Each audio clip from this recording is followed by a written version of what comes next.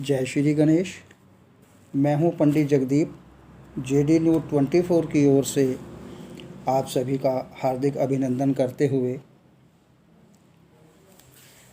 अवैध संबंध बनने की वजह और उसके ज्योतिष योग, इस श्रृंखला का आज अंतिम भाग आपके सामने लेकर के आपसे रूबरू होने जा रहा हूं।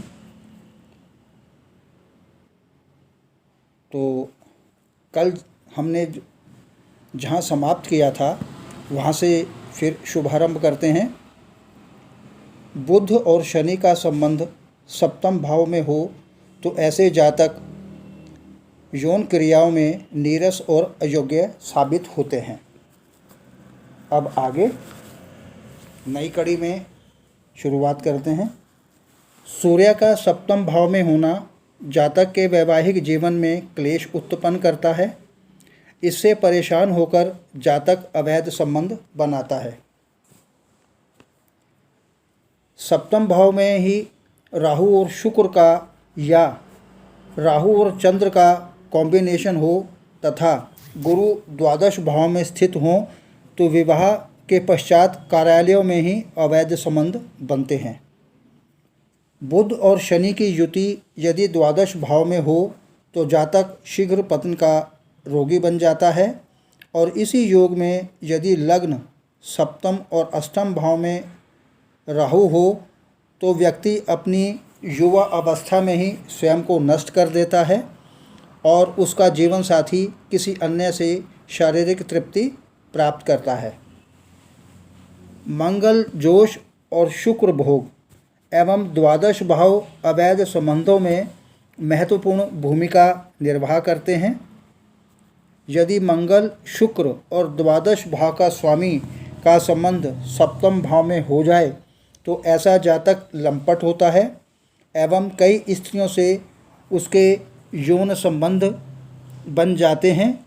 इन्हीं तीनों का योग चतुर्थ या द्वादश भाव में हो तो जातक अत्यंत कामी होता है और अपने जीवन में तमाम मान मर्यादा त्याग कर अधिक अवैध संबंध बनाता है।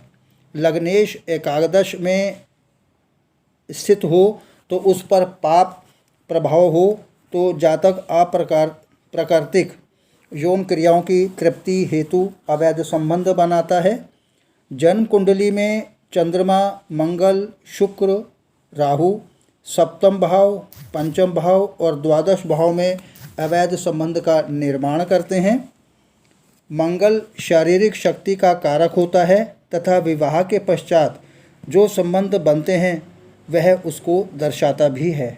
शुक्र तो स्वयं भोग विलास का स्वामी है, विपरीतलिंगी व अन्यों को आकर्षित कराता है, कामेच्छा जगाता है, रोमांस देता है। शनि वैराग्य भी देता है, आलोचना और योगों में अवैध संबंधों के कारक का भी कार्य करता है।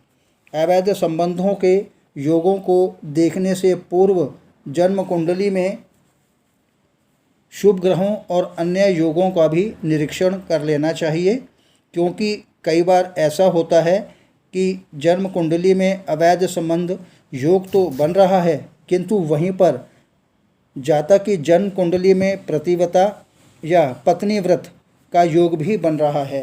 इन दोनों योगों में से जो योग बलवान हो तो जातक वैसा ही होगा। शुक्र और सूर्य की युति लग्न में जहाँ व्यक्ति को व्यभिचार बनाती है, वहीं किसी शुभ ग्रह की युति अथवा दृष्टि उसको व्यभिचार योग को भी नष्ट कर देती है।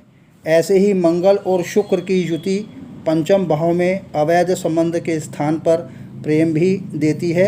अतः पंचम भाव में जन्म कुंडली का पूर्ण निरीक्षण करने के बाद ही फलादेश करना चाहिए। तो आज की ये श्रृंखला समाप्त हुई। अब एक नए वीडियो के साथ विषय के साथ आपसे रूबरू होंगे। आगे प्रभु इच्छा। प्रसन्न रहें, स्वस्थ रहें। ऑनलाइन परामर्श उपलब्ध। आपकी समृद्धि की कामना सहित पुनः जय श्री गणेश।